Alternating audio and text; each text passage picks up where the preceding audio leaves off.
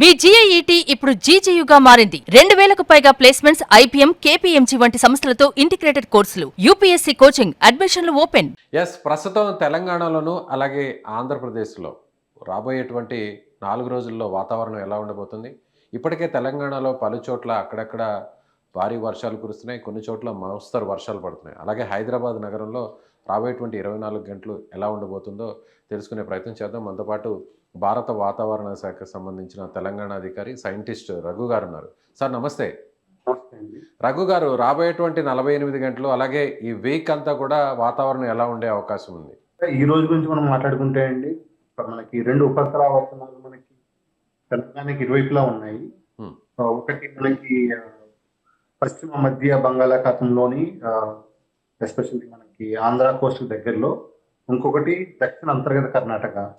ఈ రెండాటిపైన మనకి 2 ఉపరితల ఆవర్తనాలు ఉన్నాయండి. సో దీని ప్రభావం వల్ల ఈ రోజు ముఖ్యంగా మనకి ఎస్పెషల్లీ ఈశాన్య అండ్ తూర్పు జిల్లాలు, అంటే మనకి జయశంకర్, భూపాలపల్లి, ములుగు, భద్రాద్రి కొత్తగూడెం, ఖమ్మం, నల్గొండ, సూర్యాపేట, ఈ జిల్లాల్లో కొంచెం మనకి ఈ రోజు 1-2 చోట్ల భారీ వర్ష సూచన అయితే ఉందండి.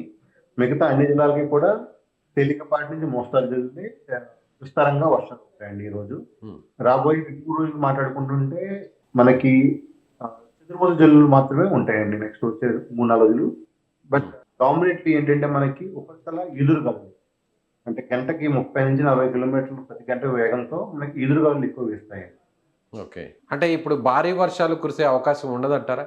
భారీ వర్షాలకు అవకాశం బాగా తక్కువ అండి. ఎస్పెషల్లీ మనం ఏదైతే మనం తూర్పు ఈశాన్యంలో మాట్లాడుతున్నామో, జయశంకర్, భూపాల్ నుంచి భద్రాద్రి కొత్తగూడెం, నల్గొండ నుంచి ఇక్కడ కూడా 1-2 చోట్ల మాత్రమే మనకి భారీ వర్షాలు ఉండే అవకాశం ఉన్నాయండి. ఓకే, అంటే ఈదురుగాలులు అంటే ఏ సమయంలో ఉండొచ్చు? అంటే జనరల్గా త్రూఅవుట్ డే ఉండే అవకాశం. అంటే మరి ఇది ఎదురుగాలు అంటే మరి నష్టాలు వాటించే అంత ఎదురుగాలు కాదు, బట్ తేలికపాటి వస్తువులు ఏతుంటే అటువంటివి గాలికి ఎగిరిపోయే ప్రమాదం అయితే ఉంటుంది ఎదురుగాలతో. అంటే ఇప్పుడు భూగర్భ జలాలు పెరగడానికి వర్షాలు ఏమైనా ఉపయోగపడతాయంటారా? భూగర్భ జలాలకి మొన్న గత వారం పడిన ఏవైతే వర్షాలు ఉన్నాయో అవి మనకి ఎక్కువ రోజులు ఉన్న వర్షాలండి. అలాంటి దాని దగ్గర మనకి కొంచెం వాటర్ రీఛార్జ్ అనేది ఉంది, టేబుల్ అనేది రీఛార్జ్ చేయవచ్చు. ఇంకా గణాంకాలు అయితే మాకు ఇరిగేషన్ డిపార్ట్మెంట్ నుంచి గణాంకాలు ఇంకా రాలేదు, బట్ అవి ఖచ్చితంగా పెరిగే అవకాశం ఉంది అండి. ఓకే, ఎల్నినో ప్రభావం అనేది ఇప్పుడు మొత్తం అందరినీ కూడా భయపెడుతుంది. సో అందుకే ఇప్పుడు జూలైలో కూడా పెద్దగా వర్షాలు లేవు. జూన్ మాసం చివరాఖరులో రావాల్సినటువంటి వర్షాలు కూడా పెద్దగా ప్రభావం చూపలేదు తెలంగాణలో, తెలుగు రాష్ట్రాల్లో, హైదరాబాద్లో అంటున్నారు. సో మొన్న గడిచిన వారం రోజులు కురిసినటువంటి వర్షాల వల్ల కాస్త ప్రభావం ఏమన్నా తగ్గింది అనుకోవచ్చా? అంటే ఎల్నినో అనేది ఒక రోజులో వెళ్ళిపోయేది కాదండి. ఎల్నినో అనేది లాంగ్ టర్మ్ ఫినామినా. అంటే మనకి ఇంకా చెప్పాలంటే ఇప్పుడు ఎల్నినో అనేది ఇంకా మనకి తీవ్రతరం అవ్వలేదు.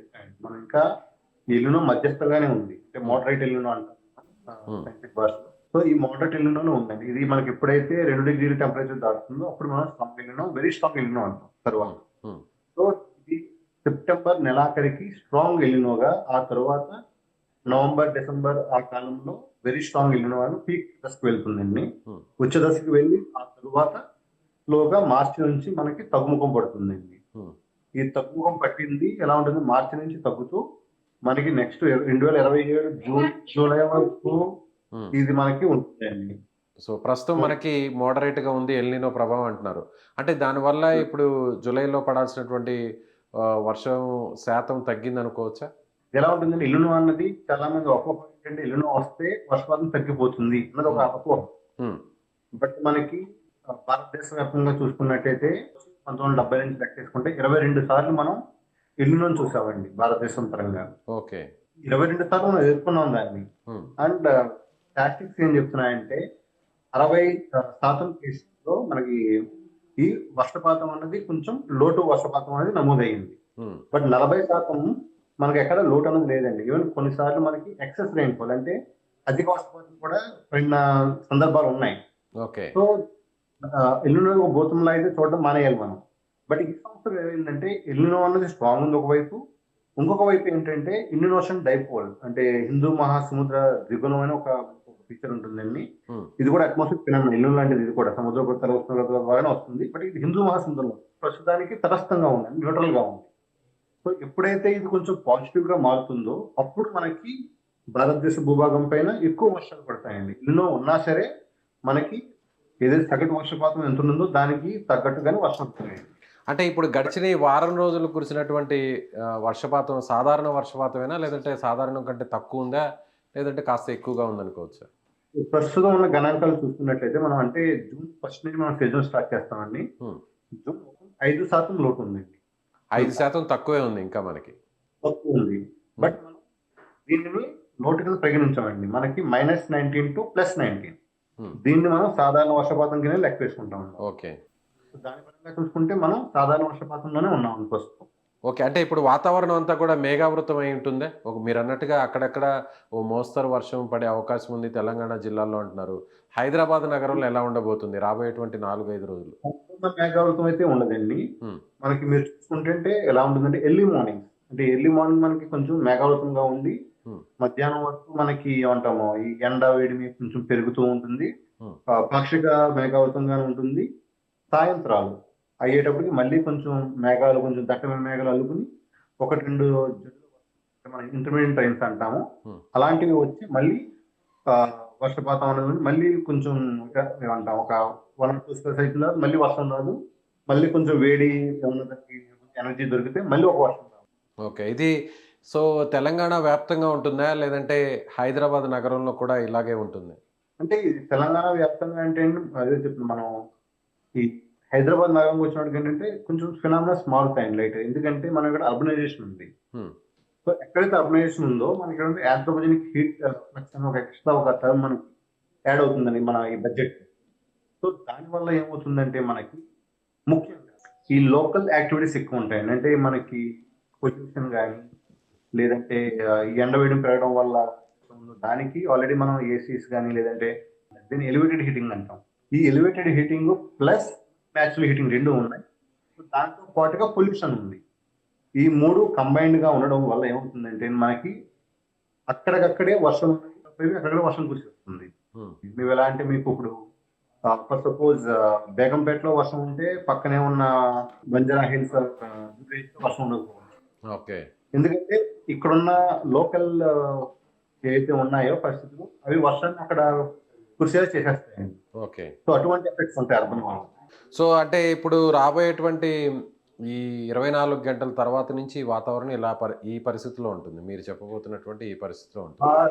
24 గంటల్లో మనం మాట్లాడుకున్నట్లయితే ప్రస్తుతానికైతే ఎటువంటి లో ప్రెషర్ సిస్టమ్స్ కానీ లేదంటే ఈ ఆవర్తనం అయితే మనం మాట్లాడుకున్నామో అవి బలపడే పరిస్థితులు కానీ కనబడటం లేదు. ఓకే. సో దాని ప్రకారంగా మనం ముందుకు వెళితే ఖచ్చితంగా మనకి నెక్స్ట్ వచ్చి 3-4 రోజులు ఎటువంటి భారీ వర్ష సూచన అయితే లేదండి. బట్ ఎక్కడో ఛాన్సెస్ ఆర్ లెస్. బట్ ఏమంటామండి 1-2 అడపా మనకి ఎక్కడైనా 1-2 చోట్ల కురిసే అవకాశం అయితే ఎప్పుడు ఉంటుంది. ఎందుకంటే ఇది మనకి ఋతుపవనాలు ఉన్న సీజన్ అండి. ఋతుపవన సీజన్ భారీ వర్షం అనేది ఎక్స్పెక్టెడ్ ఇప్పుడు కూడా. ఓకే. సో ఒక రకంగా మనం ఎక్స్పెక్ట్ చేసినటువంటి రైన్ఫాల్ నమోదైంది అనుకోవచ్చు ఈ 1 వీక్లో సిటీలో కానీ తెలంగాణ. యాక్చువల్లీ అంటే ఎవ్రీ మంత్ మనం ఫోర్కాస్ట్ ఇస్తాం. డే 1 ఈ మంత్ అంటూ ఎలా ఉంటుంది అంటే నార్మల్ గా ఉంటుందా లేదంటే ఎక్కువ వర్షం పడుతుందా నార్మల్ తక్కువ పడుతుందా అన్నది అంటే ఎన్ని సెంటీమీటర్స్ అని మనం చెప్పాం కానీ అంటే ఎక్కువ తక్కువ అన్న క్వాంటిఫికేషన్ చేస్తాం అన్నమాట.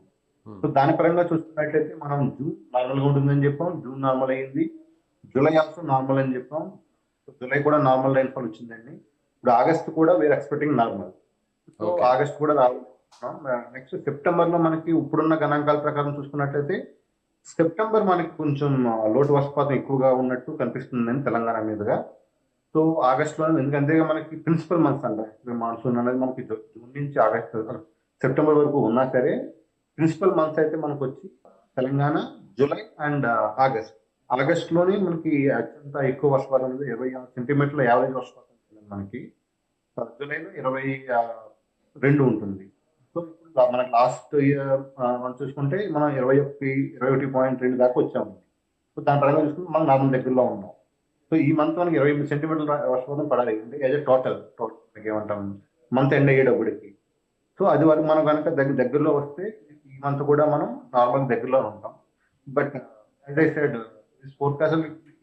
ఫోర్కాస్ట్ అనేది డైనమికల్లీ కన్స్ట్రెయింట్స్ అండి యాక్చువల్గా. ఎందుకంటే లాస్ట్ మంత్ మనం చూసినట్లయితే 27 తారీఖు వరకు కూడా మనం -33% లోటులో ఉన్నాం ఓకే. తెలంగాణ పరంగా. బట్ వచ్చిన 2 రోజుల వర్షాలకి -27 నుంచి -9కి వచ్చేసామండి. హ్మ్. సో అంతలా డిఫరెన్స్ మనకి జరిగింది ఒక 2-3 డేస్ వర్షం వల్లే. సో అర్థమైంది. గణాంకాలన్నీ ఒక రోజు 2 రోజుల్లో మారిపోతాయి, నో డౌట్. బట్ ఏంటంటే ఈ డ్రై స్పెల్స్ ఇన్ని రోజులు ఉన్నాయి, అది మనకి మెయిన్ చూసుకోవాల్సిన విషయం అండి. ఎందుకంటే డ్రై స్పెల్స్ ఎక్కువ ఉండడం వల్ల రైతులు కానీ, ఇరిగేషన్ బోర్ల మీద ఆధారపడే వాళ్ళు కానీ, లేదంటే భూగర్భ జలం మీద ఆధారపడే అందరికీ ఇబ్బంది అది. సో అక్కడ మనం ఎక్కువ ఇబ్బంది పడే అవకాశాలు ఉంటాయి. Right sir. Okay sir. Thank you sir. Thank you so much. Thank you. So ఇది తెలంగాణలో రాబోయేటువంటి 5 రోజుల పాటు వాతావరణం ఎలా ఉండబోతుందో, సో భారత వాతావరణ శాఖానికి సంబంధించినటువంటి తెలంగాణ విభాగం అధికారులు చెప్తున్నటువంటి update. Thank you so much.